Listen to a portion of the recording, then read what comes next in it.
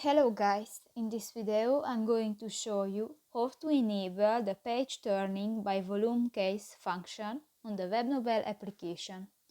But first of all, I just want to mention, please don't forget to subscribe to our channel, because at 100,000 subscribers we are going to show you our YouTube revenue statistics and growth strategy, how to make money online. So let's jump into it. First of all, open the application on your device.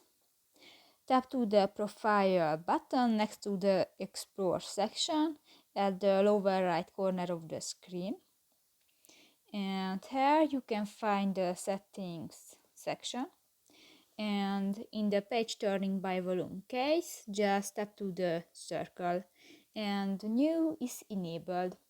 So that's pretty much it for this video guys. See you in the next one.